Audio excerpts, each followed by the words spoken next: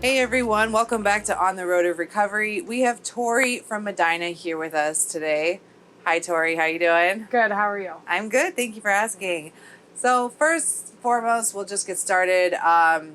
Tell me about your childhood, what it was like. Did you grow up with both your parents? How was school? That kind of thing. All right. I grew up, my parents got divorced when I was around 3. So from all I knew, they weren't together. And I don't remember too much of before 9 of my childhood. But when I hit 9, my grandma passed away, and that was like a big event that happened. And then after that, I started getting sexually abused. And it kind of all went downhill from there. Like, I was sexually abused for 9 months from 2 people. And I, after that, started acting out. Like, I started cutting myself, and I started, like smoking and really like trying to find some way to cope because I didn't have ways of coping. Um, but yeah, it was really tough growing up like that. And that kind of happened like throughout my childhood, like getting sexually abused. And um, like when I was 16, I went to a party and I was raped at the party. And um, so it was kind of like a theme of my childhood, and Wow, it's really hard. I'm so sorry to hear that. Did you ever seek any help, outside help? I went to counseling at a very young age, like even before that. I started going to counseling after my parents got divorced, and I just felt like I couldn't be honest with them about it because I didn't tell my mom until I was probably 15, I think. So I just felt like I couldn't really be honest about it, and share that with my counselors at the time. So I Right. really didn't talk about it until about 15. So you kept it a secret. Yeah. Okay. And then what happened when, your parents found out? When I told my mom, she got the pastor involved and of our church at the time, and we confronted the person, one of the people, and he admitted the whole thing. He was like, whatever she said is the truth, and he's worked on himself a lot since then, and really like has went to counseling and really tried to better his life since then. So that was like probably the best outcome that could have happened. Right. But it's still like something that we don't really talk about too much. Right. So let's talk about when you first started experimenting with drugs and alcohol. How old were you? The first time I was 12. And do you remember how it made you feel? Yeah. At the moment, I was smoking weed and drinking with one of my friends, and I just felt like the world, like a relaxing feeling, like the world was just drowning out. Like I didn't have to be somebody I wasn't, or pretend to live this life that I felt like everybody was expecting me to live. Right. Right. So let's fast forward a little bit to high school. So did you keep on using? Was it recreational? I was like 16 in high school. That's when I went to that party and I took some pills and I drank and I was raped. And after that, I kind of put it to the side for a while. I put myself in a bad situation, and I blamed myself for so long. And so I put it aside until I turned 18, and then I felt like, oh, I'm a grown up now. Then I can do whatever I want to do. And, I didn't want to go to college like everybody wanted me to. And I didn't want to, live this lie that I felt like I was living my whole childhood. Right. So no college. I went to college for like probably 2 or 3 months, and then I quit going. So what'd you do then? Then I just started partying from then. I just got into Oxycontin, and Wow. it took off from there. I was working a job at that time, and I was hiding it from everybody there, and I was trying to hide it from my mom and my family, And so I moved out into a house, and then I had all the freedom in the world. You know, I could do it, and I didn't have to worry about when I was doing it or not getting caught or, you know, anything like that. So it really just progressed from there. It was so easy for me to just like really take off with it. You know, it changed so fast for me. Like I didn't realize it happened kind of like overnight. You know, I just went from using every weekend or whatever to every single day, and then it was like that miserable feeling of just, you know, like loneliness and shame and guilt.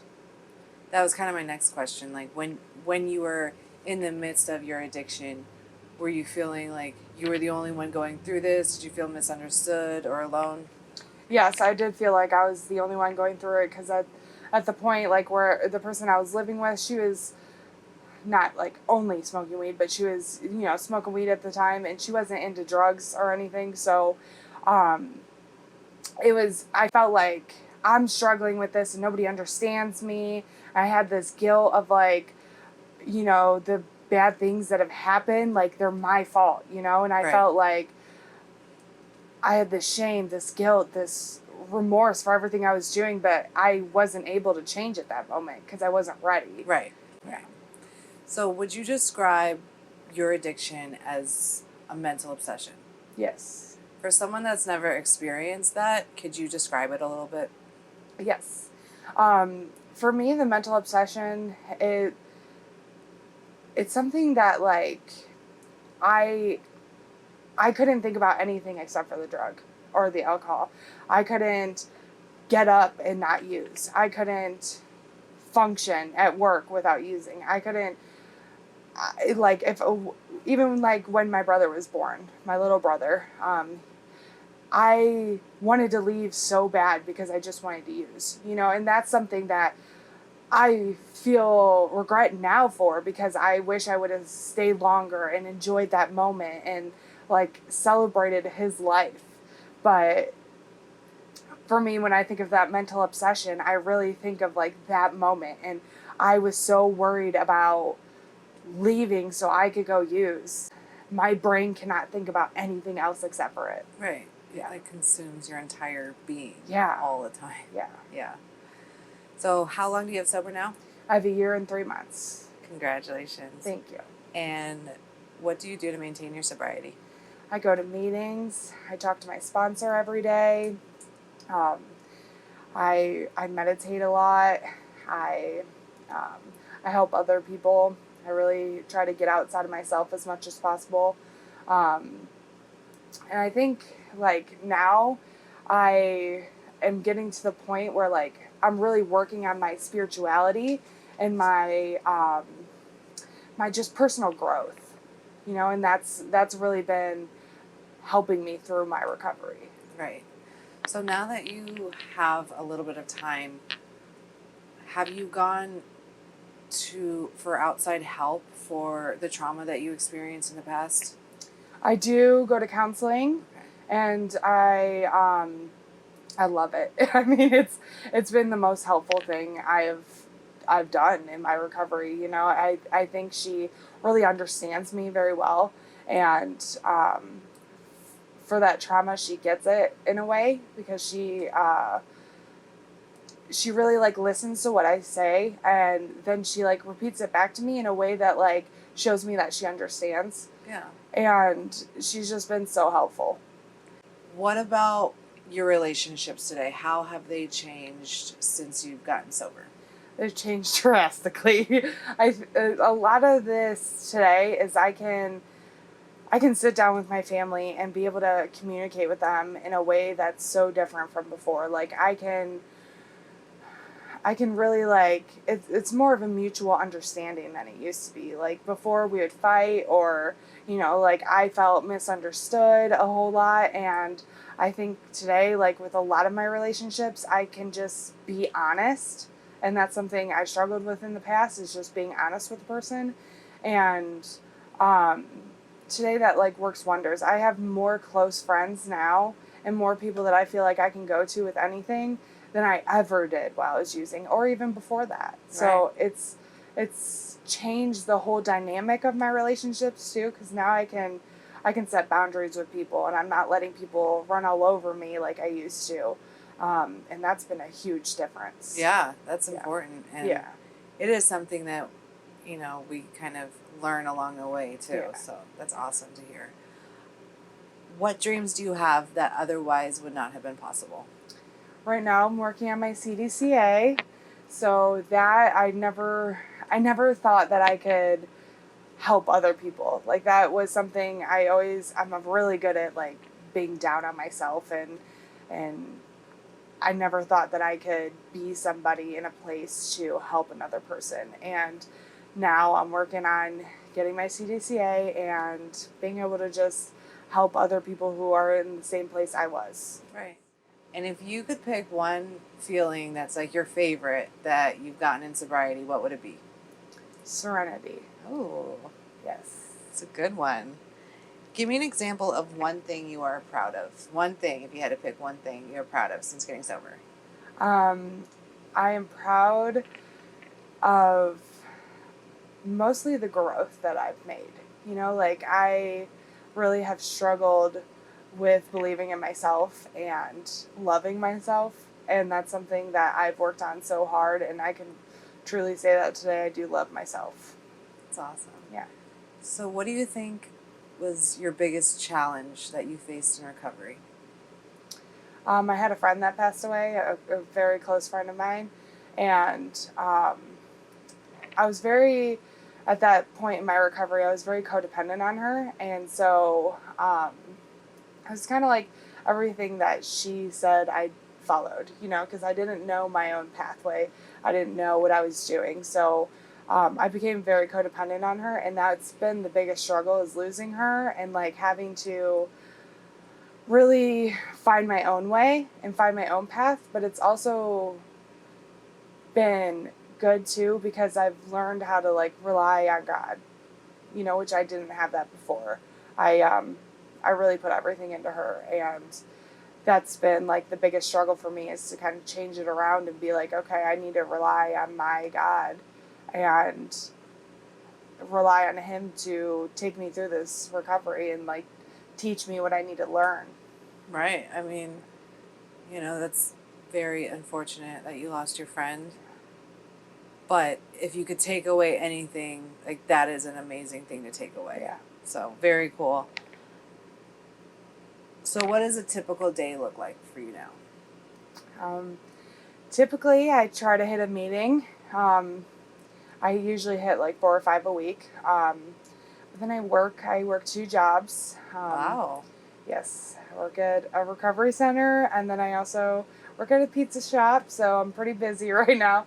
But I like to meet with my sponsor and go through steps and go to meetings and work and do all the things that I never had the chance to do when I was using. Yeah, very cool. Very busy, but very cool. Yes. So, can you share some examples of things you've been able to do in recovery that otherwise would not have been possible? Yes.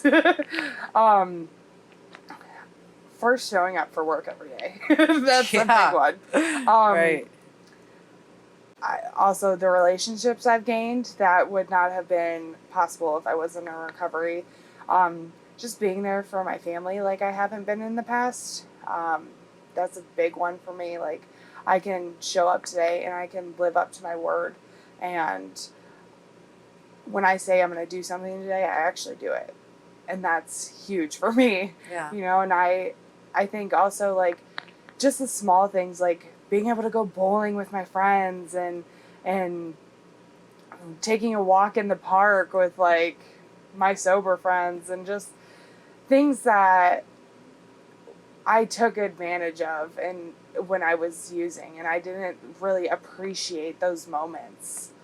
Those are big for me today. If you didn't get sober over a year ago, where do you think you'd be now? I would probably be dead. Yeah. Yeah. It's a very common answer that I keep hearing. Yeah. So, what have you learned from your addiction? I learned that if I don't stop using, and I'm going to be dead, but I also need to work on myself every single day. I need something that helps me grow every single day. And I learned that I can't use or I can't drink like other people can.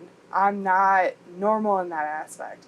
I learned that I have problems with codependency, and I have these goals that I'm looking for in life, and I wouldn't be able to reach those if I go back out. I really want to strive to be the best person I can be today. And that would never work if I wasn't sober. It's interesting. So from your addiction, you learn about yourself. Yeah. That's cool. Yeah. Very cool. So for someone trying to get sober, do you have any words of hope for them? Yes, I do.